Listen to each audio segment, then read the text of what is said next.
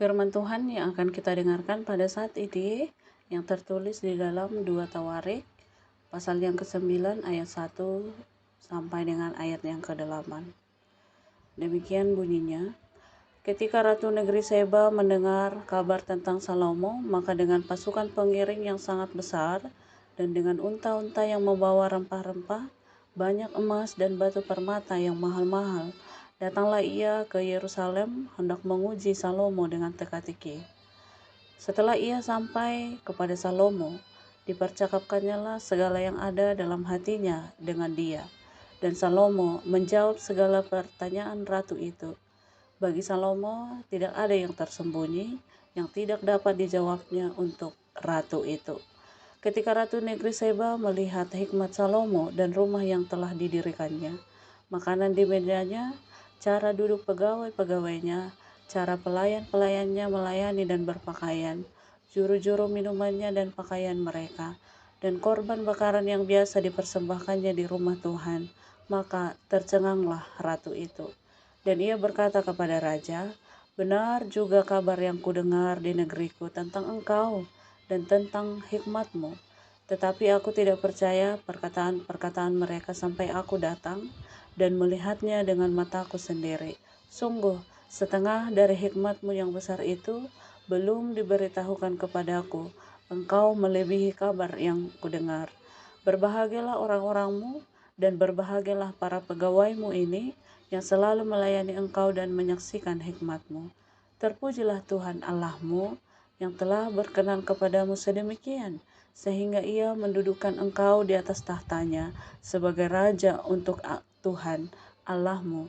Karena Allahmu mengasihi orang Israel, maka ia menetapkan mereka untuk selama-lamanya dan menjadikan engkau raja atas mereka untuk melakukan keadilan dan kebenaran." Saudara-saudari yang terkasih di dalam Tuhan, Salomo adalah seseorang yang dipilih dan ditentukan oleh Allah untuk menjadi raja yang memimpin bangsa Israel untuk meneruskan, menggantikan ayahnya Daud. Ketika Salomo diangkat menjadi seorang raja, hal pertama yang dia lakukan adalah meminta hikmat dari Tuhan. Hikmat di dalam memutuskan segala perkara yang terjadi di tengah-tengah kehidupan bangsa Israel.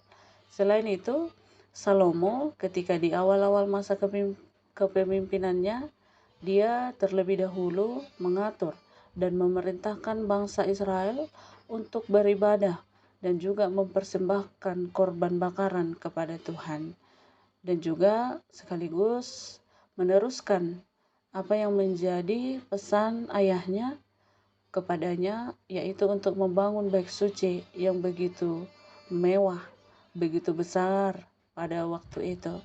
Raja Salomo juga dikenal sebagai raja yang penuh hikmat, pengetahuan, kemasyuran dan kekayaan yang begitu luar biasa terjadi di masa kepemimpinannya.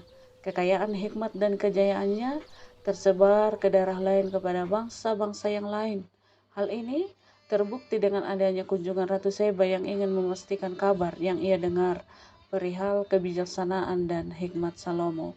Setelah dia melihat-lihat bagaimana hikmat Salomo dengan rumah istana yang didirikannya, serta makanan, cara duduk pegawainya, cara pelayan-pelayannya berpakaian, juru-juru minuman dan pakaiannya, dan bagaimana mereka mempersembahkan korban bakaran untuk Tuhan.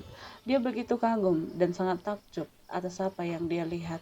Bahkan disebutkan malah dia lebih heran atas apa yang dia lihat dibandingkan dengan cerita yang ia dengar. Dan pada ayat yang kedua dan ayat yang ke-8 terdapat korelasi yang kuat. Dikatakan, dan Salomo menjawab segala pertanyaan ratu itu.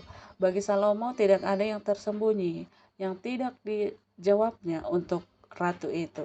Sehingga muncullah perkataan Ratu Seba pada ayat yang ke-8 bunyinya, "Terpujilah Tuhan Allahmu yang telah berkenan kepadamu sedemikian, sehingga ia mendudukkan engkau di atas tahtanya sebagai raja untuk Tuhan Allahmu. Karena Allahmu mengasihi orang Israel, sehingga ia menetapkan mereka untuk selama-lamanya dan menjadikan engkau raja atas mereka untuk melakukan keadilan dan kebenaran. Kalimat tidak ada yang tersembunyi pada ayat yang kedua memiliki pengertian bahwa Salomo menjelaskan bahwa segala kekayaan hikmat, pengetahuan dan kemasyuran yang dia miliki adalah berasal dari Tuhan. Dia tidak berusaha untuk mencuri kemuliaan Tuhan. Ada begitu banyak jawaban sebenarnya yang boleh dia berikan. Bisa saja dia mengatakan bahwa semua yang dia miliki atas usaha dan kepintarannya sendiri, atau karena dia sangat lihai dalam segala hal sehingga dia mampu mendapatkan kemasyhuran itu. Tetapi kita melihat bahwa Salomo tidak melakukannya. Bisa dipastikan bahwa selama percakapannya dengan Ratu Seba, segala kalimat yang dia ucapkan adalah merupakan pengakuan atas kemahakuasaan Allah, kasih karunia Allah yang bekerja di dalam hidupnya. Sehingga pada akhirnya Ratu Seba juga turut kagum kepada Allah yang disembah Salomo. Dikatakannya pada ayat yang ke-8, terpujilah Tuhan Allahmu yang telah berkenan kepadamu sedemikian, sehingga ia mendudukan engkau di atas tatanya sebagai raja untuk Tuhan Allahmu. Karena Allahmu mengasihi orang Israel, maka ia menetapkan mereka untuk selama-lamanya dan menjadikan engkau raja atas mereka untuk melakukan keadilan dan kebenaran. Nah, dari cerita ini kita belajar jangan pernah mencuri kemuliaan Tuhan. Pelayanan, karir, atau usaha yang boleh berjalan dengan baik dan berhasil di dalam hidup kita yang kita peroleh, jangan membuat kita meninggikan diri, menjadi sombong. Kita jangan mencuri kemuliaan Tuhan dengan menonjolkan keakuan kita, meninggikan keberadaan kita. Tetapi sebaliknya, biarlah Tuhan yang terus kita tinggikan dan kita permuliakan. Seperti perkataan Yohanes di dalam Yohanes 3 ayat 30. Ia harus semakin besar, tetapi aku harus semakin kecil. Saudara-saudari yang terkasih di dalam nama Tuhan kita Yesus Kristus, hikmat dan kebijaksanaan Salomo adalah anugerah dari Tuhan. Ketika dia dilantik menjadi raja, hal pertama yang dia lakukan adalah berdoa kepada Tuhan, meminta hikmat, serta pada perjalanan hidupnya, dia adalah orang yang selalu taat dan setia beribadah kepada Tuhan. Hal ini terbukti saat Ratu Seba datang, Salomo memerintahkan pegawai-pegawainya untuk mempersiapkan korban bakaran untuk Tuhan. Bahkan di dalam Amsal 1 ayat 7a disebutkan, takut akan Tuhan adalah permulaan pengetahuan. Bisa dikatakan bahwa hikmat yang kita peroleh harus disertai dengan rasa hormat dan tunduk kepada Tuhan. Kita setuju bahwa hikmat Salomo diawali dari kesetiaan dan ketundukan dan kepasrahan kepada Tuhan. Demikianlah kiranya kita di dalam menjalani kehidupan sehari-hari, mari beri ruang di dalam hati dan pikiran untuk selalu diisi oleh firman Tuhan, disertai rasa hormat dan kagum, serta menjauhi larangannya. Hidup selalu bergantung dan mengandalkan kekuatan dan kuasa dari Tuhan di dalam segala hal, sehingga oleh kemurahannya kita diberikan hikmat.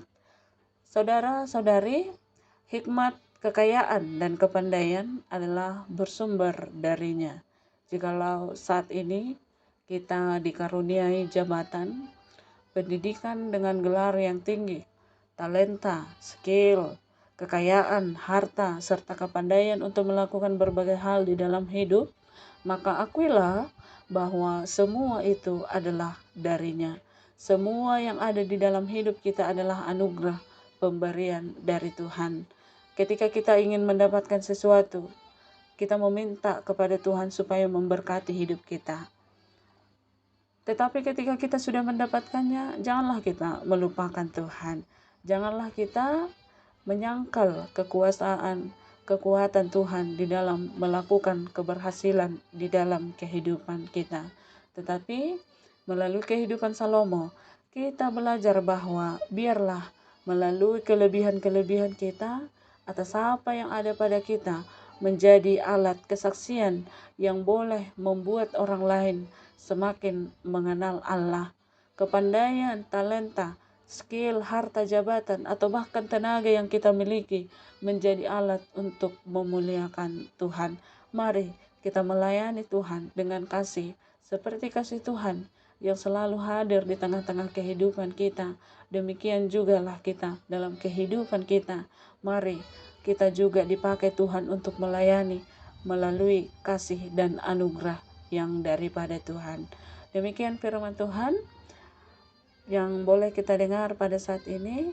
Biarlah kiranya firman Tuhan semakin mengokohkan iman percaya kita dan juga memperkuat semangat dan juga keimanan kita di dalam menjalani kehidupan kita sehari-hari. Marilah kita berdoa. Ya Tuhan Allah, kami memuji, memuliakan Tuhan.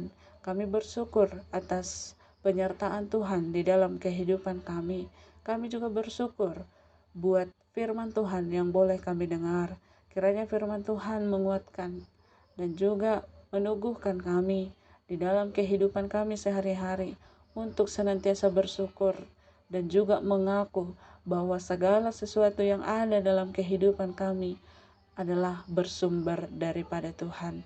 Tuhan kiranya memberkati kami, keluarga kami, dan juga Engkau memakai kami untuk menjadi alat, menjadi saksimu untuk mengabarkan kebaikan Tuhan di dalam kehidupan, di tengah-tengah persekutuan, pergaulan, dan juga terhadap sesama kami. Kemanapun Engkau tunjuk Tuhan, kami siap untuk melayani dan juga siap untuk mengabarkan, menyaksikan kekuasaan dan juga anugerah Tuhan di dalam kehidupan kami. Inilah doa kami Tuhan, di dalam nama anak-Mu Yesus Kristus kami berdoa dan mengucap syukur. Amin.